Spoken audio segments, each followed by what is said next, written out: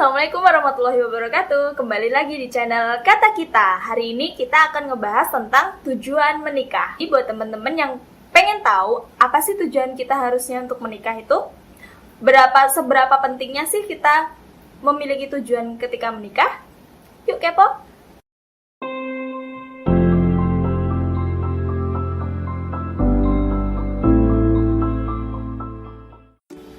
Banyak teman-teman yang dia awal niat hijrah itu ternyata buat menikah. Loh, emang salah? Kayaknya kurang tepat, tapi ya nggak salah juga. Tapi gimana ya? Ya gitulah. Jadi kebanyakan dari teman-teman itu, mungkin nggak semuanya ya, tapi yang biasa aku tahu, itu salah satunya ketika mereka hijrah, niat hijrah nih ya. Kan sekarang banyak tuh fenomena hijrah di mana-mana, hijrah wave lah, Korean wave lah, terus kok Korean wave ya? Annyeong ayuhanas. Udah dari K-pop gitu maksudnya lah, gitu. Nah, setelah hijrah ternyata ujung-ujungnya nih ya kepengen ya punya suami yang udah hijrah juga gitu kan. Apa itu salah? Nggak salah sih, tapi nggak 100% bener juga. Ya kan, masa kita baru hijrah terus pengennya nikah? Setelah hijrah itu baiknya tuh jangan langsung menikah. Karena apa? Setelah hijrah kita tuh punya PR yang banyak banget gitu. Dan buat nikah itu beda cerita. Jadi nikah itu juga nambah amanah gitu loh. Jadi buat temen-temen yang baru hijrah, saran aku please tolong jangan kebelet nikah dulu. Emang beda ya antara kebelet nikah sama siap nikah? Ya beda.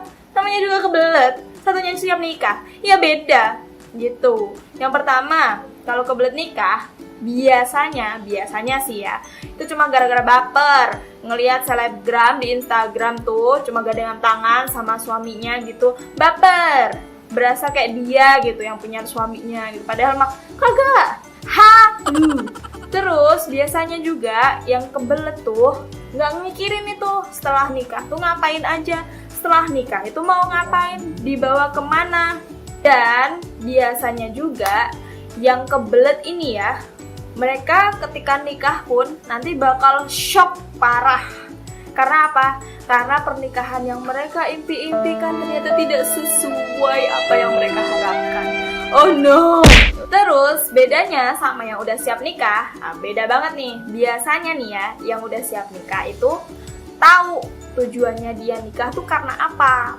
Terus selain karena udah tahu tujuannya mau kemana, makanya dia juga nyiapin ilmu-ilmu untuk pernikahan. Kayak misalnya ilmu tentang berkomunikasi antara suami istri, ilmu komunikasi dengan mertua. Karena apa? Karena kita nikah tuh juga nggak cuma sama suami kita aja, ada mertua, ada ipar, ada saudara, ada tetangga dan lain-lain kayak gitu kan. Terus juga ada juga nih ilmu tentang kerumah tanggaan kayak beberes, terus ngurus anak dan lain-lain. Pokoknya banyak deh, ada ilmu tentang manajemen keuangan juga. Wah, pokoknya banyak banget. Nah, jadi buat teman-teman yang baru hijrah, coba deh, ayo kita mulai dengan analogi yang sesimpel ini. Ibarat kata nih, teman-teman mau nikah ya. Jadi gini, ibarat kata nih ya, analoginya kayak gini. Teman-teman itu pernah kan ya naik GoCar atau GrabCar. Sebut merek ini bukan sponsor ya, maaf ya. Jadi ya pokoknya ojol gitu. Terus pasti pas awal-awal nih ya, kan driver ojol datang kan ya. Terus pasti pertanyaan pertama dan default itu tuh pasti tanya, "Mbak mau kemana mbak?" Pertama, ketika teman-teman nggak bisa jawab, maksudnya teman-teman nggak tahu jawabannya, atau teman-teman jawab, ya terserah masnya aja deh, atau nggak tahu mas, saya juga nggak tahu mau kemana, atau mbak, atau teman-teman tuh diem aja, pasti kemungkinannya cuma 3. Yang pertama, teman-teman itu nggak bakal dianterin, udah paling tuh ojol balik lagi. Ini gila kali mbaknya ya, pesen kagak tahu tujuannya kayak gitu kan. Jadi nggak bakal dianterin tuh. Terus yang kedua, teman-teman tuh dianterin tapi muter-muter. nggak tahu kan tujuannya kemana, jadi muter, kesana salah nyasar, kesini salah lagi, kesana jalanan buntu, kayak gitu terus. Akhirnya apa? Mungkin diputerin balik ke rumah, mungkin juga nyasar bareng sama si mas-masnya ojol. Kan nggak lucu ya kalau dalam pernikahan kayak gitu. Oke, kita bahas satu-satu. Untuk yang pertama, stagnan itu nggak dianterin sama babang ojol ya. Yang pertama, kalau dalam pernikahan itu, ketika kita nggak punya tujuan, itu kita akan melakukan pernikahan kita itu stagnan. Maksudnya stagnan tuh ya kita akan terjerumus atau terjebak dalam aktivitas sehari-hari aja. Kayak misalnya ya pagi-pagi aku biasanya bangun tidur, sholat, habis itu beberes rumah, udah nyiapin sarapan, habis itu suami kerja, sampai nanti balik, terus nyiapin lagi, bla bla bla bla bla, tidur, bangun besok gitu lagi. Rutinitas sehari-hari yang mungkin juga nggak berefek banyak gitu sama produktivitas diri kita. Sedangkan kita tuh sebagai umat muslim ya terutama ya, harusnya kan nggak gitu. Maksudnya gini, kita itu disebutkan oleh Allah bahwa kita tuh khairu ummah gitu, umat terbaik. Masa umat terbaik isinya aktivitas dalam satu kali 24 jam itu isinya cuma aktivitas sehari-hari, kayak kurang berbobot gitu loh sebagai khairu ummah, ya enggak sih? Terus yang kedua, ketika tadi babang ojolnya kan nganterin tuh, tapi muter-muter aja. Nah, itu kalau diibaratkan ke pernikahan nih ya, itu ibarat kata trial and error. Jadi kita melaksanakan hubungan pernikahan kita, rumah tangga kita tuh isinya cuma trial and error. Maksudnya gini, karena si suami nggak ada ilmunya, si istri nggak ada ilmunya, lalu mereka menikah. Akhirnya yang terjadi adalah ya dicoba aja begini, kalau begini salah dicoba aja besoknya begini, kalau begitu salah dicoba lagi yang lain. Kayak gitu, ujung-ujungnya apa? Cekcok. Nah, emang dalam pernikahan tuh nggak boleh cekcok? Boleh. Justru malah cekcok itu dalam pernikahan itu ibarat kata kayak garam gitu loh. Kalau dalam pernikahan itu nggak ada cekcok, ibarat kata kayak sayur nggak ada garam, kan kayak kurang gimana gitu kan ya. Jadi kurang sip gitu. Nah, makanya, tapi kalau kebanyakan garam juga keasinan kan, nggak enak kan. Nah, kayak gitu. Cekcok tuh buat kita tuh ya sebagai stabilizer lah tuh ini bahasa gua.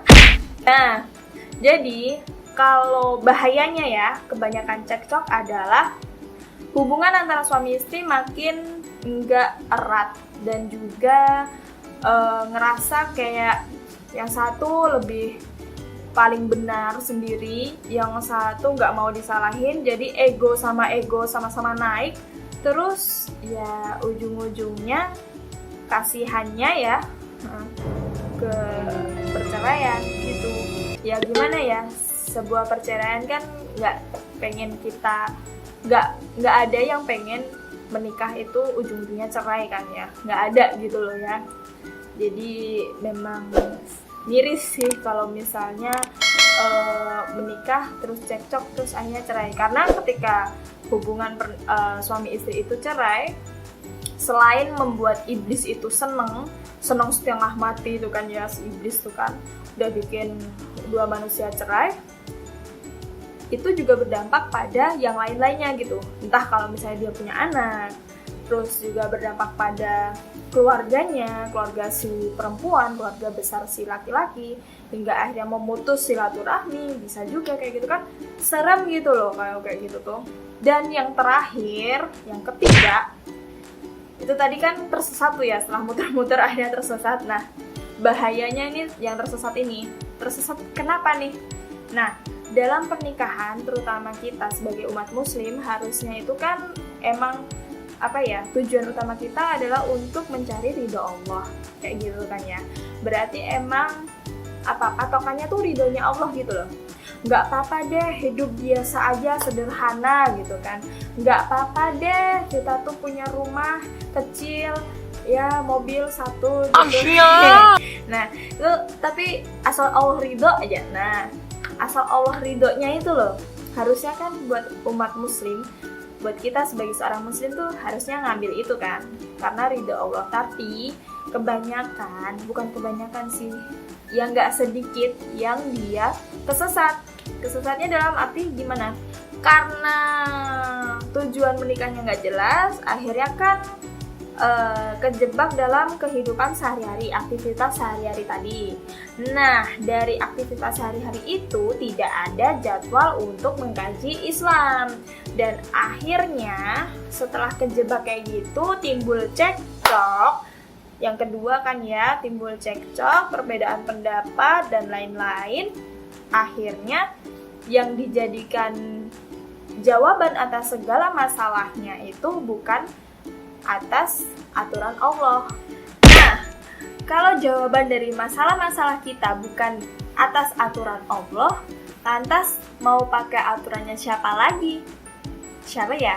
Itu penyakit yang timbul ketika kita merasa bahwa aturan Allah itu nggak berhak mengatur kehidupan rumah tangga kita, nggak berhak mengatur dunia kita. Allah itu cuma berhak ngatur sholat kita, puasa kita, ibadah-ibadah yang lainnya kita. Tapi kalau urusan rumah tangga, ya udah kita aja yang punya hukumnya.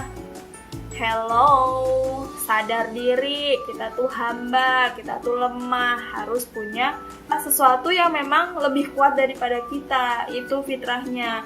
Dan jikalau teman-teman ngerasa kayak gitu, segera bertobat. Karena apa? Karena itu ketika kita susah mendapatkan ridha dari Allah, maka sakitnya tuh sampai akhirat gitu loh. Ya enggak sih? Jadi kesimpulannya buat teman-teman yang pengen nikah, yang sekarang udah menggebu-gebu pengen nikah nih ya, stop buat baper, stop follow Instagram yang bikin teman-teman tuh ngebet nikah tapi nggak tahu tujuannya apa. Jadi buat teman-teman, PR buat malam ini ya, PR buat malam ini dicatat, di bold, dipasang di depan kamar situ ya, depan cermin. Cari tujuan apa yang mau teman-teman capai ketika menikah, dan cari alasan kenapa teman-teman mau menikah gitu. Kalau teman-teman belum nemu, cari lagi, karena aku pribadi pun dulu untuk menemukan benar-benar tujuan aku nikah itu untuk apa, ya setelah mendaki gunung, lewati lembah mendaki gunung, lewati lembah. Jadi setelah proses yang cukup panjang gitu loh, ada setahun kayaknya, aku baru nemu bener-bener tujuan nikahku tuh ternyata kayak gitu buat teman-teman. Jadi kayaknya itu aja sharing-sharing kita hari ini, semoga bermanfaat. Jangan lupa di subscribe, di like, dan juga komen. Dan apabila teman-teman merasa hal ini bermanfaat, boleh di-share ke semua media punya teman-teman. Terima kasih. Wassalamualaikum warahmatullahi wabarakatuh.